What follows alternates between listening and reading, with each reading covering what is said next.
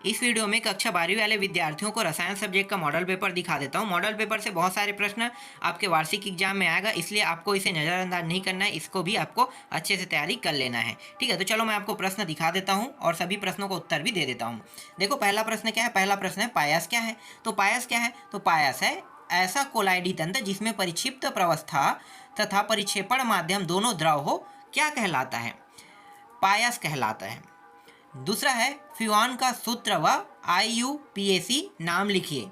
उत्तर क्या लिखोगे, उत्तर लिखोगे डाईफ्लोरोमेथेन, और यहाँ पे CCl2F2 जो है इसका क्या है, सूत्र है। अणु सूत्र C5H12O में दो समावयी लिखिए कह रहा है, तो दो समावयी लिखना है, जैसे कि पेंटा 1 आल 1 और पेंटा 2 आल 2, ये दो समावयी है। ठीक है, कैसे बना है आप लोग देख लो। ठीक है, चौथा देखते हैं। निम्नलिखित प्रदर्शित अम्लों में प्रत्येक युग्म में कौन सा अम्ल अधिक प्रबल है। अधिक प्रबल बताना है, तो ये जो दो दिखाई दे रहा है ना, एक अथवा इसमें, तो जो दूसरा वाला CH2FCO2H वाला जो है ना, F1 के 1 प्रभाव के कारण है। ठीक है, आगे देखते हैं। पांचवा प्रश्न, ये सभी एक एक नंबर के प्रश्न हैं और आपके एग्जाम में प्रश्न बैंक से और साथ ही साथ परीक्षा बोर्ड से दोनों को मिलाकर अगर आप पढ़ते हो तो पूरा प्रश्न आपका फंसेगा। चलो, लेकिन मैं आपको दिखाने वाला हूँ नेक्स्ट प्रश्न। ठीक है, आगे देखें। तो मोनोसैकेराइड क्या होते हैं। उत्तर क्या लिखना है। मोनोसैकेराइड कार्बोहाइड्रेट होते हैं जो पुनः जल अपघटित होकर पॉलीहाइड्रोक्सी एल्डिहाइड व कीटोन की सरलतम इकाई नहीं होते हैं, उदाहरण जैसे कि ग्लूकोज। इसके बाद छठवा है मोल अंश क्या है, सूत्र लिखिए। ये दो नंबर के प्रश्न है। 5 प्रश्न एक एक नंबर के आएगा, उसके बाद दो नंबर के प्रश्न आने लगेगा ना। तो मोल क्या है, तो उत्तर क्या लिखोगे। किसी विलयन में उपस्थित किसी अवयव के मोलों की संख्या तथा विलयन में उपस्थित कुल मोलों की संख्या के अनुपात को मोल प्रभाज कहते हैं। यदि विलेय की मोलों की संख्या को n से दर्शाया जाता है, तो विलायक के मोलों की संख्या को किससे दर्शाएगा, बड़ा N से ना, बड़ा N है। तो विलेय के मोल प्रभाज बराबर N/N प्लस बड़ा N। विलायक के मोल प्रभाज बड़ा N से शुरू होके A छोटा n प्लस बड़ा N। ठीक है, ये है। सातवां प्रश्न देखो, ये भी 2 नंबर के हैं और प्रश्न बैंक से ये प्रश्न है। नीचे दी गई प्रथम कोटि की अभिक्रियाओं के वेग स्थिरांक से अर्ध आयु की गणना कीजिए कह रहा है। ठीक है, तो उत्तर क्या लिखोगे, उत्तर लिखोगे यहाँ पे जैसे T1/2, मतलब T1/2 का मतलब हाफ होता है, आधा। ठीक है, 0.693/K, और K का मान कितना है, 200 सेकेंड दिया हुआ है ना, तो 200 सेकेंड यहाँ पे रख देना है। जब इसको भाग दोगे तो उत्तर कितना आ जाएगा, 3.465 और 10 का घात -3 सेकेंड उत्तर आएगा। चलो आगे देखते हैं। इसके बाद देखो 8वां प्रश्न। 8वां Pa3 का क्वथनांक और NH3 के क्वथनांक से कम होता है, क्यों, ऐसा क्यों होता है। तो अमोनिया में हाइड्रोजन बंध पाया जाता है जबकि PH3 में नहीं, अतः हाइड्रोजन बंध की उपस्थिति के कारण अमोनिया मतलब NH3 का क्वथनांक PH3 से अधिक होता है, और जैसे कि यहाँ पे उन्होंने बताया है बंध के बारे में। ठीक है, चलो आगे देखते हैं। इसके बाद देखें गैब्रियल थैलीमाइड संश्लेषण की रासायनिक अभिक्रिया। तो इस अभिक्रिया में थैलीमाइड KOH से क्रिया करके पोटेशियम थैलीमाइड बनाता है, जो एल्किल हैलाइड से अभिक्रिया कर N एल्किल थैलीमाइड देता है, जिसके जल अपघटन से प्राथमिक एमीन प्राप्त होता है, जैसे कि यहाँ पे दिखाया है चित्र में। ठीक, आगे देखते हैं। इसके बाद 10वां प्रश्न देखो। 10वां प्रश्न ये रहा, एथिल एमीन अमोनिया की अपेक्षा अधिक क्षारीय होता है, क्यों। उत्तर क्या लिखोगे। मेथिल एमीन या एथिल एमीन का वियोजन स्थिरांक Kb बराबर 4.5 × 10⁴ घात है, जबकि अमोनिया का वियोजन स्थिरांक 1.8 × 10⁵ है, -5 है। अतः स्पष्ट है कि C2H5NH2 अमोनिया की तुलना में अधिक क्षारीय है। एथिल एमीन में एथिल समूह के +1 प्रेरक प्रभाव के कारण नाइट्रोजन परमाणु पर एकांकी इलेक्ट्रॉन युग्म की उपलब्धता बढ़ जाती है और वे प्रोटॉन को अपेक्षाकृत और अधिक शीघ्रता से ग्रहण कर लेते हैं। इसलिए एथिल एमीन अमोनिया की अपेक्षा अधिक क्षारीय होता है। 11वां प्रश्न देखो, वाष्प दाब में अपेक्षिक क्या है अवनमन से विलेय का आणविक द्रव्यमान ज्ञात करने हेतु सूत्र व्युत्पन्न कीजिए। तो सूत्र व्युत्पन्न करना है तो देखो ये थोड़ा सा फॉर्मेलिटी दिया हुआ है और सूत्र यहाँ पे आप देख सकते हो पी ए माइनस पी, ठीक है, ए यहाँ पे ऊपर में घात 0 है ना एक में, और पी ए घात 0 वाला है। तो ये जो सूत्र आपको दिखाई दे रहा है, एक तो है एन ए और एन बी, तो एक है विलायक और एक है विलेय के मोलों की संख्या के लिए हल कर रहे हैं। चलो इसका जो आधा हिस्सा है वो आपको देखने को मिलेगा यहाँ पे, ये जो दिखाई दे रहा है राइट साइड में WA WB वाला, ठीक है, ये पूरा आपको याद कर लेना है, ठीक है, यहाँ तक के।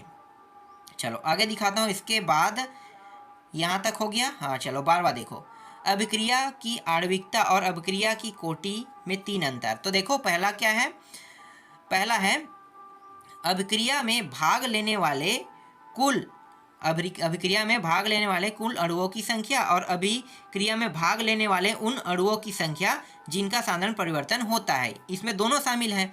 यह केवल सैद्धांतिक पद है, लेकिन ये क्या होता है अभिक्रिया कोटि, इसमें इसे प्रयोग द्वारा ज्ञात कर सकते हैं। यह हमेशा पूर्णांक होता है और यहाँ पे क्या है, यह प्रभाज्य भी हो सकता है। इस तरह से 3-4 आपको याद कर लेना है, ठीक है।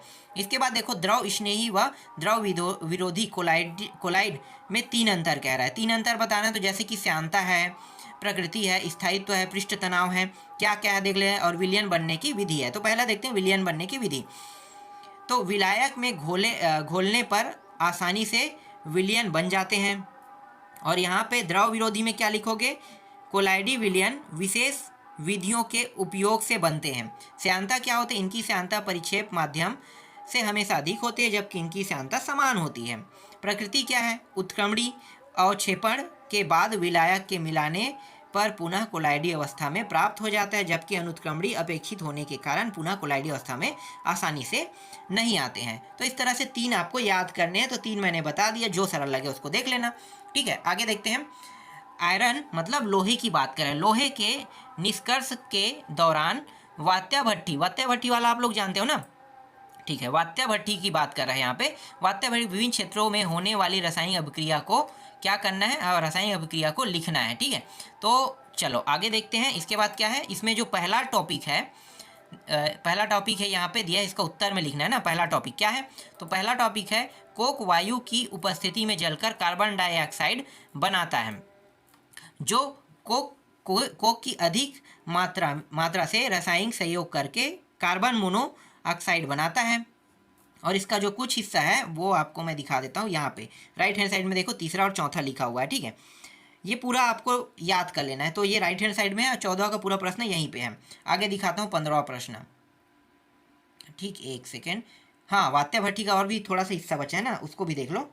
ये रहा इसका चित्र, ये रहा चित्र, ये पूरा चित्र याद करना है, ठीक है। ज़्यादा नंबर के जब प्रश्न में आते हैं तो चित्र तो बनाना पड़ेगा, तो चित्र भी याद करके रखना है। इस तरह से आपको चित्र बनाना है, ठीक है। नीचे से आप ऊपर याद कर लो या ऊपर से नीचे याद कर लो। इसके बाद है 15वां प्रश्न, क्या है, सल्फर के किन्हीं 3 ऑक्सी अम्लों के सूत्र एवं संरचना लिखिए कह रहा है, ठीक है।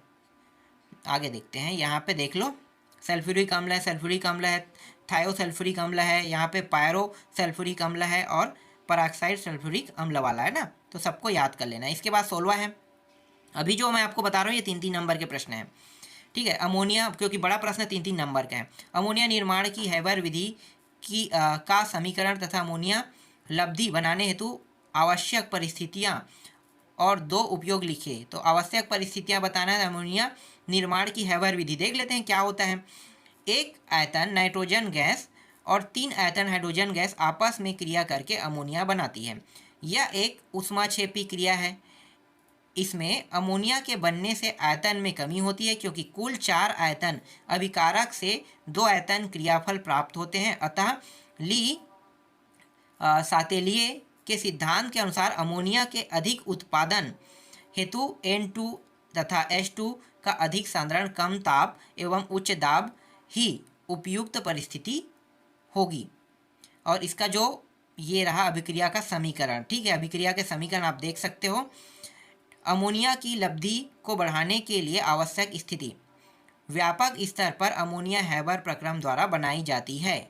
यहाँ पे ली सातेलिए नियम के अनुसार उच्च दाब अमोनिया निर्माण करने के लिए अनुकूलन होता है। अमोनिया उत्पादन के लिए अन्य अनुकूलतम परिस्थितियाँ निम्न प्रकार है, जैसे ताप है और दाब दिया हुआ है। ठीक, यहाँ पे कुछ चित्र भी दिया हुआ है। और इसका एक सेकेंड, हाँ ठीक है, यहीं तक है। इसके बाद 18वां प्रश्न देखो। 18वां प्रश्न क्या है? एल्किन हैलाइडो में नाभिकीय स्नेही प्रतिस्थापन SN1 अभिक्रिया की क्रियाविधि समझाइए। तो यहाँ पे इसका उत्तर मैं आपको दिखा देता हूँ। चलो आधा देखते हैं, ये रहा, ज़्यादा बड़ा नहीं है, ये है। उपयोग भी बताया है, उर्वरक के उत्पादन में, अकार्बनिक यौगिक बनाने में, नाइट्रिक अम्ल बनाने में। ठीक है, ये है 17वां। हाँ 17वां 18 के बाद आता है ना 17वां। एक सेकेंड कुछ क्या हुआ, यहाँ पे आ गया और इसका ठीक है, यहाँ पे 17वां प्रश्न है। ठीक है, आयनन समवायता एवं बंध समवायता को एक एक उदाहरण से ही समझाइए कह रहा है। तो मैं आपको इसको दिखा देता हूँ। ये आयनन समवायता है और ये बंध समवायता है। ठीक है, ये पूरा देख लो, ये रहा यहाँ तक के। इसके बाद कुछ हिस्सा यहाँ पे है और कुछ हिस्सा आपको यहाँ पे देखने को मिलेगा। ठीक है, left hand side, right hand side वाला नहीं है, लेफ्ट हैंड साइड वाला है। फिर 19वां प्रश्न देखो, ल्यूकास लिखा हुआ है। तो ल्यूकास अभिकर्मक क्या है? और अथवा भी यहाँ पे दिया हुआ है ना, प्राथमिक द्वितीय तृतीय एल्कोहल में विभेद ल्यूकास अभिकर्मक द्वारा कैसे करेंगे, समझाइए। तो जैसे कि यहाँ पे आपको देखना है, तो ये रहा उत्तर, प्राथमिक एल्कोहल है, द्वितीयक एल्कोहल है और एक दिया है यहाँ पे तृतीयक एल्कोहल दिया है। तो इन तीनों को याद कर लेना है। ठीक है, ये 3-3 नंबर के प्रश्न हैं। ठीक, आगे देखते हैं। इसके बाद प्रोटीन के संदर्भ में निम्नलिखित को परिभाषित कीजिए। पेप्टाइड बंध है, प्रश्न बैंक से। विकृतीकरण है, ठीक है, तो पेप्टाइड बंध और विकृतीकरण के बारे में लिखना है। तो चलो अब मैं आपको सिर्फ यहाँ पे उत्तर दिखा देता हूँ। ये बहुत बड़ा प्रश्न है, इसलिए इसका उत्तर बहुत पढ़ने में बहुत बड़ा रहेगा ना, और बहुत टाइम लगेगा। ये हो गया चित्र, और ये प्रोटीन का विकृतीकरण वाला टॉपिक है। 21वां प्रश्न देखो, निम्नलिखित बहुलकों के एकलकों का नाम लिखिए। ब्यूना एस, ब्यूना एन और नियोप्रीन है। तो देखो तीनों का एक एक नाम लिखना है। तो क्या क्या नाम दिया है? ब्यूना एस, ब्यूना एन और नियोप्रीन। तो यहाँ पे देख सकते हो 1-3-1-3 वाला है। ब्यूना ब्यूटाडाइन स्टाइन है, और यहाँ पे ब्यूटाडाइन एक्रीलोनाइड है, और क्लोरोप्रीन दिया हुआ ना। चलो आगे देखो, प्रतिजैविक क्या है? 2 उदाहरण दीजिए कह रहा है। तो प्रतिजैविक की परिभाषा आपको ये लिखना है, और इसके 2 उदाहरण कहाँ पे है? हाँ यहीं पे दिया है, देखो पेनिसिलिन है, और एक तो है 2-3 दिया है, फेनिकाल दिया हो ना। तो तीनों में से सिर्फ 2 ही याद करना है आपको। इसके बाद 23वां प्रश्न है, क्रिस्टल जालक एवं एकक कोशिका, और दोनों दिया है, दोनों को देखना है। तो देखो ये पहला हो गया, और ये रहा दूसरा का उत्तर। फिर इसमें अथवा प्रश्न दिया है, ये अथवा लेफ्ट हैंड साइड में देखना है। जो जो टॉपिक बताए इनका उत्तर देना। पहला ये देखो सरल संघनी संकुलन क्षमता का है। दूसरा क्या है? अंतः केंद्रीय घनी में संकुलन क्षमता है। और तीसरा जो है फलक केंद्रीय घनी में संकुलन क्षमता दिया हुआ है। ठीक है, तो ये पूरा उत्तर यहाँ पे इस प्रश्न का लगा है अथवा का। ये 4-4 नंबर का है, और कुछ हिस्सा यहाँ पे थोड़ा सा गणितीय सवाल है। इसके बाद देखो संचारण क्या है, इसकी क्रियाविधि समझाते हुए बचाव के कोई 2 उपाय लिखे। संचारण क्या होता है? लोहे में जंग लगने की प्रक्रिया को क्या है? संचारण। ठीक है, तो इसके बचाव की 2 प्रक्रिया, जैसे पालिश कर देते हैं तो बचाव की प्रक्रिया है। तो इस प्रकार से आप बता सकते हो। ये क्रियाविधि भी देख लो, ये रहा, और इसका कुछ हिस्सा यहाँ पे संचारण का ये रहा। अब राइट हैंड साइड देखना है, और ये रहा राइट हैंड साइड में। ठीक है, अब इसका अथवा प्रश्न देखते हैं। विद्युत रासायनिक सेल एवं उसकी क्रियाविधि डेनियल सेल का उदाहरण देकर समझाइए कह रहा है। उदाहरण देकर समझाना है। तो देख सकते हो ये रहा, एक चित्र दिया हुआ है, और ये रहा डेनियल सेल है, और डेनियल सेल के बारे में आपको बताना है। और है क्या, यहाँ पे कुछ हिस्सा देख लेते हैं। ये रहा, यहाँ पे लेफ्ट हैंड साइड को देखना है। ठीक है, जिंक और कॉपर लिखा है, Zn और Cu, और कुछ हिस्सा यहाँ तक के। तो टोटल कंप्लीट यहाँ तक के हैं। ठीक है, अब 25वां देखते हैं।